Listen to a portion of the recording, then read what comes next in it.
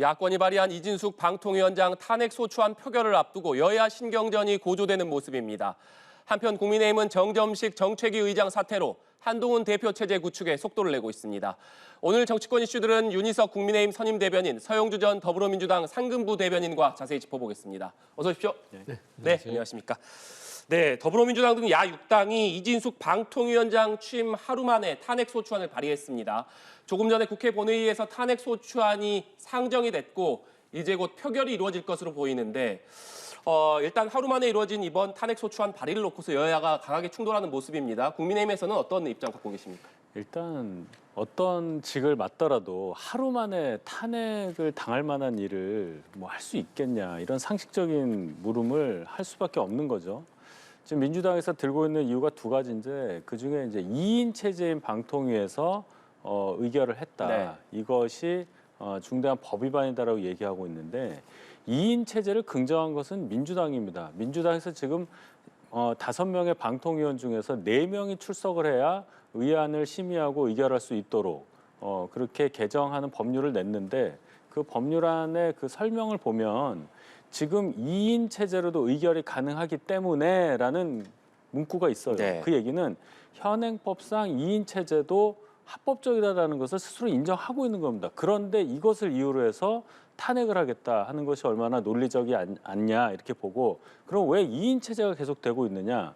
방통위원 5명 중에 2명은 대통령이 임명, 1명은 여당, 2명이 야당이 임명하는 겁니다.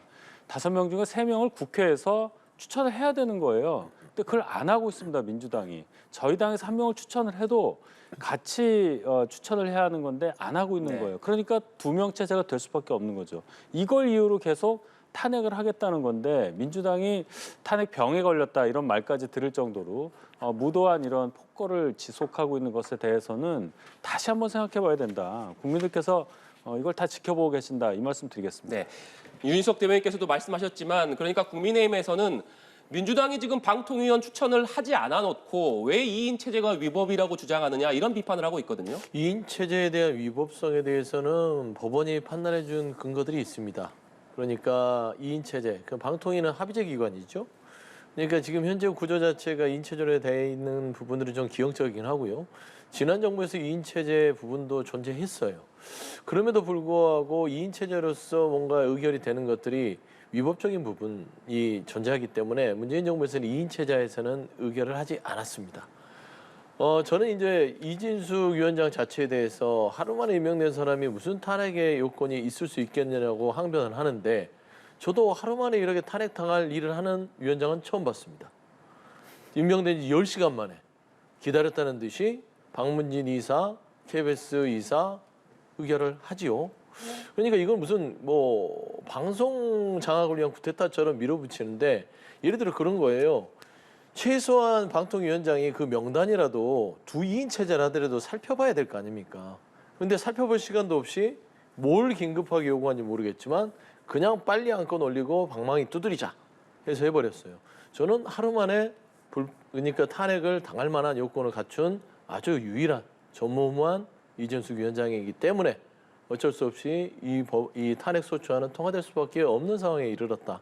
저는 그렇게 좀 말씀드리고 싶습니다. 네, 앞서 이동관 방송통신위원장 또 김홍일 방송통신위원장은 야권에서 탄핵 소추안을 보고를 하자마자 사퇴를 했습니다. 그러니까 표결이 이루어지고 나면 방통위원장의 직무가 정지가 되기 때문에 직무가 정지되기 앞서서 자진 사퇴라는 방식을 결정을 했는데 이번에 이진숙 방통위원장은 지금 잠시 후에 표결이 이루어질 예정입니다만 아직까지 사퇴했다는 소식이 전해지지 않고 있습니다. 다시 말하자면 결국에 헌재 판단을 좀 기다려보겠다 이런 의미로도 해석되는데 이번에 이진숙 방통위원장이 앞선 2명의 위원장과는 달리 헌재의 판단을 좀 기다려보겠다 이런 결정을 내린 배경 뭐라고 보십니까?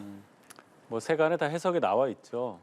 방금 말씀하셨지만은 박문진 이사 선임권, 즉 MBC의 경영 구조를 바꿀 수 있는 그런 대주주, 그 대주주인 박문진의 이사진을 바꾸는 의결을 했고 또 KBS 이사진도 바꿨습니다. 그렇기 때문에 앞으로 방통위 관련 업무 중에서 공영방송 지배체제 변경에 관련한 일은 이미 끝났다고 볼 수가 네. 있습니다. 그렇기 때문에 이진숙 방통위원장이 탄핵이 가결이 돼서 직무가 정지된다고 하더라도 저희가 헌재 판단을 받을 만한 그런 시간적 여유가 있는 겁니다. 헌재 판단을 받을 수가 없는 상황이 지금까지 지속됐기 때문에 지금까지 이동관, 김홍일 두 전직 방통위원장이 정말 어쩔 수 없이 사퇴를 할 수밖에 없었던 상황. 그런데 지금은 그렇지 않다. 저희 입장에서는 헌재 판단을 반드시 받아서 민주당의 탄핵 시도가 무도하다는 것을 꼭 증명해 보이겠다는 그런 메시지를 이번에 정확하게 국민들께 드리는 것이다. 이렇게 정리하고 싶습니다. 네, 서영주 부대변인님. 일단 뭐 말씀하신 대로 세간의 분석이 맞는 것이에요. 그러니까 원포인트로 임명된 분이 맞고요. 본인의 소기의 목적을 다 이루었기 때문에 더 이상 뭐 6개월이 직무가 정지된다 하더라도 뭐 굳이 지금 장관급에 준하는 방통위원장 자리를 박차고 나갈 이유는 하나도 없다. 말하자면 본인이 고생한 만큼 공간을 챙겨야 되지 않겠습니까? 근데 다만 이준숙 방통위원장의 이와 같은 방송 장악의 노골적인 이런 행태들이 과연 혼자만의 결정이었겠느냐. 결국에는 용산에 있는 대통령과 이 집권여당인 국민의힘에서 이 부분을 용인해 줬고 그러니까 KBS 이사와 MBC의 박문진 이사 임명 자체도 명단까지 다 작성해서 미리 준비해 놓은 것이다. 라고 봤을 때는요. 방통위의 존재가 왜 필요하느냐. 향후에는 없애야 되는 수준까지 가야 될 것 같아요. 이렇게 되면 방통위가 어떤 독립성과 중립성, 투명성이 보장이 되겠습니까? 또 새로운 뭐 정부가 왔을 때 예를 들어서 보수 집권이 아니라 진보 정권이 잡은다 하더라도 이러한 케이스가 있기 때문에 또 똑같은 방식으로 방송 장악을 위해서 이런 일을 계속 악순환이 된다면 이 자체는 방통위가 독립기구가 아니라 그냥 대통령실의 하나의 부처로 그냥 임명하면 되는 거예요. 그러니까 이거는 국가의 어떤 부처의 운영 자체를 부인하는 것이고 다 그걸 흐트러버렸다. 그래서 방통위를 누더기를 만들어버린 윤석열 정부에 굉장히 유감을 표할 수밖에 없고요. 지금 이진숙 위원장 자체는 지금 병가를 내실 것 같아요. 병원에 입원하지 않을까. 최근에 가방위에서 출석 요구를 했는데 불출석 사유에 본인이 지금 아주 요통이 심하다. 그래서 병원 치료를 위해서 출석할 수 없다라고 했거든요. 그런데 불과 출근했을 때 본인의 승용차에서 내릴 때 아주 힘차게 문을 닫으면서 굿모닝을 외쳤던 분께서 갑자기 상임위에 출석을 요구할 때 요통 때문에 병원에 치료를 요한다. 이게 국민을 우롱하는 게 아니고 무엇일까라는 측면에서는 이 임명이 정당했는지 국민 눈높이에 맞았는지 다시 한번 생각해보는 문제라 생각합니다. 네, 말씀드린 대로 이진숙 방통위원장 탄핵안 지금 국회 본회의에 상정이 됐고 여야 의원들의 의사 진행 발언이 있은 후에 곧 표결이 있을 것으로 보이는데 재적 의원 과반 찬성이 있으면 탄핵안은 통과가 됩니다. 현재 야권 의석수를 봤을 때 통과될 가능성이 높다. 이것이 일반적인 관측인데 만약에 탄핵안이 통과가 된다면 헌재에서 결정을 내려주기까지 이진숙 방통위원장의 직무가 정지가 됩니다. 현재 김태규 부위원장만 남게 되는 셈인데 그렇다면 헌재에서 결정을 내려줄 때까지 수개월 동안 방통위는 식물 방통위가 될 수밖에 없고 그렇다면 수개월 동안 방송 정책뿐만 아니라 통신 정책도 좀 처리가 되기 어려운 상황 아니겠습니까? 그 부분에 대해서는 어떻게 보십니까? 그런 상황을 다 알고 있는데도 민주당이 계속 지금 세 번째 탄핵 시도를 해서 결국 그 탄핵 거의 직전까지 와 있는 거 아니겠어요? 물론 민주당에서 마음을 바꿔서 국회 추천 3인에 대한 표결을 해서 방통위 추천을 하게 되면은 방통위원장만 직무가 정지되고 4명의 방통위원 체제로 갈 수 있고 부위원장이 방통위원장 직무 대행을 함으로써 방통위 기능을 어느 정도는 정상화시킬 수 있는 방법이 있긴 합니다.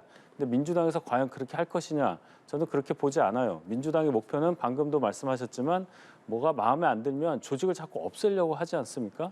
방통위에 대해서도 그런 수술을 밟는 모양인데 검찰도 없애서 공소청 등 3개의 부서로 나누겠다고 하는 것이고 국정원의 대공수사권도 뺏어서 경찰에 준 것이 민주당입니다. 민주당의 마음에 안 들면 국가기관을 자꾸 해체해서 이렇게 쪼개는 그런 생각을 자꾸 하시는데 방통위에 대해서도 진정 그렇게 생각하신다면 이것은 국민적으로 볼 때 큰 피로감에 그러한 어떤 비난 거기에 맞닥뜨릴 가능성이 크고 방송 정책을 아예 안 할 수는 없지 않습니까?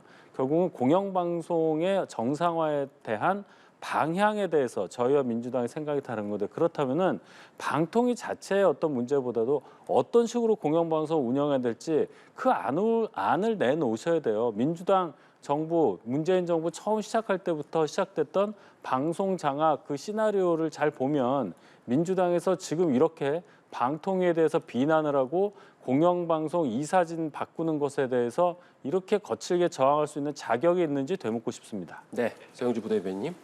일단 뭐 방통위의 존립 부분에 대해서는 뭐 지금 이진수 후보자, 위원장, 그다음에 윤석열 대통령의 국정운영 방식 때문에 그런 얘기가 나올 수 있다는 것이지요. 뭐 그 위원회를 없애야 된다는 얘기는 아니지만 분명한 건 그렇습니다.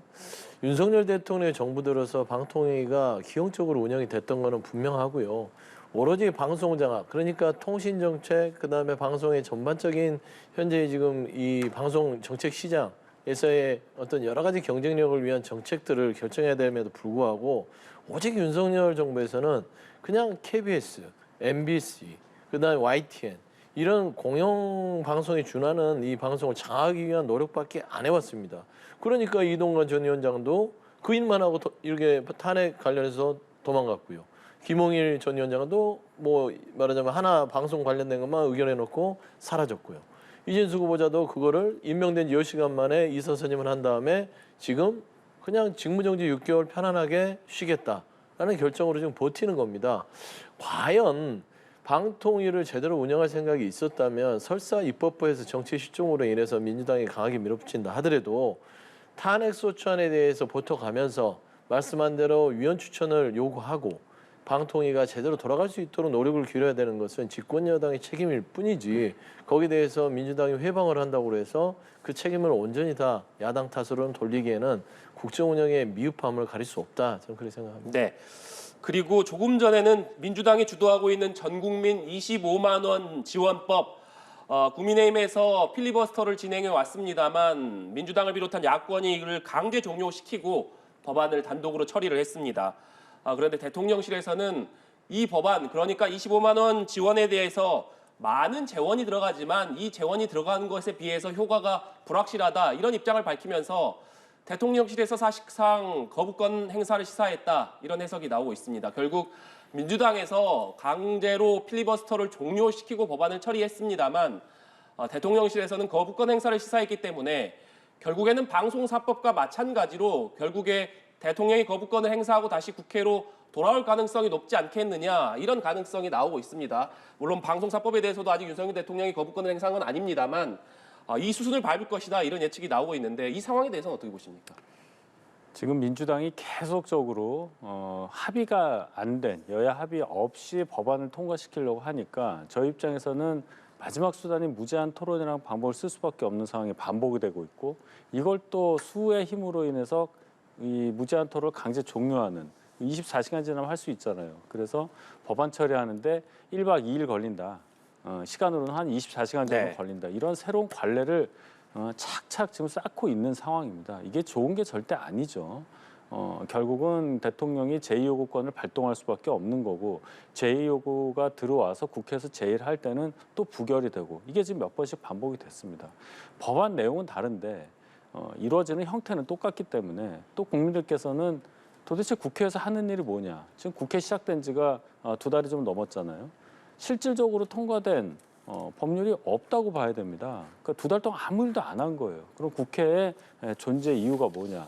매번 싸우기만 하고 청문회 통해서 정청래, 최민희 이런 분들 원맨쇼 하고 있고 증인들 모욕 주고 서로 고성 지르고 이런 것이 국민들이 원하는 장면이 아니었다는 비판에 제대로 좀 귀를 기울이고 민주당은 그 수의 우위를 국민께 보답하는 그러한 능력의 발휘의 장으로 그러한 기회로 삼기를 바랍니다. 네, 이 부분에 대해서 어떻게 보십니까? 정치가 실종된 부분에 있어서는 여야 공이 다 책임이 있죠. 그런데 이제 여야 공이 책임이 있었을 때 국민들의 시각에서 보시자고요. 국민들이 이번에 이 정권의 총책임을 누구한테 줬죠? 윤석열 정부에게 지난 정부보다 더 잘해라 라고 선택을 해준 거 아니겠습니까? 대통령의 취임 일성이 뭐였습니까? 의회주의 존중하겠다. 여야와 협치해가고 대화와 타협 소통을 해나가겠다. 그다음 또 뭐였죠? 공정과 상식의 나라를 만들겠다. 하나도 지켜진 게 없잖아요. 결국에는 대통령께서 거의 지금까지 2년 한 10개월을 국정 운영하면서 입법부를 형해화시키는 거부권을 15차례를 했습니다. 앞으로 16, 17, 18, 20번을 채울 거예요. 대통령의 이 같은 거부권 중독이 결국엔 정치를 마비시키는 것이다 라는 측면에서 저는 다른 걸 다 떠나서 대통령이 본인과 본인의 배우자와 관련된 특검을 지키기 위해서 집권 여당의 역할들을 다 마비시켰다고 봅니다. 국민의힘이 여야 협치를 하려고 해도 결국에는 대통령과 대통령 배우자와 관련된 특검 부분에서 한치도 야당과 마주할 수 없는 상황이기 때문에 결국엔 다른 법안들도 머리를 맞댈 수 없는 상황이다. 그런 의미에서는 대통령께서 본인을 내려놓으시고 처음에 초심으로 돌아가서 공정과 상식스러운 대한민국을 국정 운영을 하고 있는지 돌아보신다면 저는 이 마비된 정치의 상황 자체가 조금이라도 풀리지 않을까. 특히 한동훈 대표의 역할이 매우 중요하다고 봅니다. 민심에 올라타겠다 국민의힘이. 과연 민심에 올라타는 인사를 하고 있는지, 민심에 올라타는 집권 여당의 모습인지를 한번 돌아보셨으면 좋겠다는 좀 말씀드립니다. 네, 각 당 상황도 짚어보겠습니다. 한동훈 대표 체제가 출범한 이후에 거취 논란이 이어져 왔던 정점식 정책위 의장이 어제 결국 사의를 표명을 했습니다. 한동훈 대표 측의 일괄 사퇴 요구에 대해서 침묵을 이어오던 정점식 정책위 의장이 왜 사퇴를 결심했느냐. 그리고 사퇴를 밝혔습니다만 사퇴 의사를 밝히는 자리에서 기자들에게 정책위 의장은 1년 임기가 정해져 있고 당대표의 면직권이 없는 자리다 이런 점을 강조를 했습니다. 그렇기 때문에 정점식 정책위 의장이 그야말로 스스럼 없이 순탄하게 자리를 내놓은 것은 아니지 않느냐. 뒤끝을 내보인 것 아니냐 이런 해석도 나왔습니다. 이 부분 어떻게 보십니까? 예, 당직을 사퇴하시는 분이 기자회견을 하면서까지 본인 의견을 피력하는 것은 그렇게 뭐 자주 보는 광경은 아니죠. 어제 정점식 의장은 충분히 본인 말씀을 하셨다고 네. 생각합니다. 당원 당규상 당대표가 정책의장에 대해서 면직권을 확실하게 갖고 있다는 그런 규정은 문구상 없습니다마는 한동훈 대표가 이 당선이 된 그런 사정과 또 높은 득표율, 63% 가까운 득표율이라는 그런 상황을 감안할 때 변화를 바라는 민심을 받들어서 인사를 하겠다는 그 명분이 훨씬 더 합리적으로 들리는 상황이라고 저는 봅니다. 거기에 따라서 정점식 전 정책위 의장이 임기 2개월밖에 안 됐지만 또 임기 1년이라고 명시돼 있긴 하지만 이러한 새로운 상황에 맞춰서 그 거취를 대표한테 일임을 하는 과정이 있었으면 훨씬 더 부드러웠을 텐데 그런 과정은 없었다는 것이 저희 입장에서 좀 아쉽고 그러나 그래도 더 큰 어떤 혼란을 막기 위해서 용퇴를 결정하신 것에 대해서는 높이 평가받을 만하다고 저는 봅니다. 네. 결국에 정점식 정책위 네. 의장이 사퇴를 결심했습니다. 네네. 어떤 배경이라고 보십니까? 일단은 이제 현실 파악과 상황 인식을 한 것이죠. 그러니까 친윤계와 용사는 이렇게 생각했을 거예요. 임명된 한동훈 대표만 생각해서 공산이 큽니다. 아니면 용산에서 키운 법무장관이 키운 한동훈 대표만 생각했을지 모르지만 지금 현재 한동훈 대표는 선출된 한동훈 대표입니다. 임명된 한동훈 대표가 아니다라는 측면에서 63%의 당신과 민심에 대해서 큰 부담감을 느꼈을 거예요. 그리고 최근에 일련의 과정 속에 정정식 정책위 의장 자체가 버티는 부분들은요. 정치권에서 보기 힘든 광경입니다. 정책위 의장이 당의 분열을 좌지우지하는 자리는 아니거든요. 그리고 그 퇴임하면서 기자회견하는 것도 이례적이고요. 그 메시지도 굉장히 저도 좀 무슨 소리 하시지? 지방선거와 대권 승리를 위해서 물러난다? 그게 저는 납득이 안 돼요. 이 정책위장도 선출된 정책위장도 아니었어요. 지명된 정책위장입니다. 근데 지명된 정책위장이 이 자리를 물러나는 게 어떤 국민의힘의 대단한 어떤 변화를 위해서 희생하느냐 하는 부분들이 모양새를 갖추기 위해서 그런 거는 있을 수 있으나 친윤과 용산에서 한동훈 대표의 어떤 초반에 어떤 주도권 싸움에서 길들이기 부분이 졌다라고 저는 판단이 좀 될 수 있을 것 같습니다. 네. 그리고 더불어민주당 이재명 전 대표와 조국혁신당 조국 대표가 어제 국회에서 2시간가량 비공개 회동을 해서 주목을 받았습니다. 약 2시간 동안 두 사람이 비공개로 만나서 얘기를 나눴는데 과연 어떤 얘기가 오갔을 것이냐. 이 시점에서 두 사람이 비공개로 회동을 했기 때문에 그 내용에 관심이 쏠리는 상황입니다. 어떤 얘기가 오갔을 것이라고 보십니까? 그런데 이제 지금 현재 당대표는 조국 대표는 당대표죠. 네. 그런데 이재명 대표는 후보 아닙니까? 그러니까 사실상 대표의 지금 추이를 보이고 있지만 공식적으로 만나기 쉽진 않았을 거예요. 전직 대표를 만나지만 조국 대표 입장에서는 지금 현재의 선거 상황을 보면 대표를 연임할 것 같다라는 측면에서 지금 현재 시계 자체가 급박하게 돌아가기 때문에 뭔가 대안인데 결국에는 이재명 대표가 8월 18일 돌아오면 국민의힘의 한동훈 대표 체제가 뒤늦게나마 출발을 했고요. 이제 곧 있으면 민주당의 이재명 대표 2기가 이제 출발을 하는데 특검 정국입니다.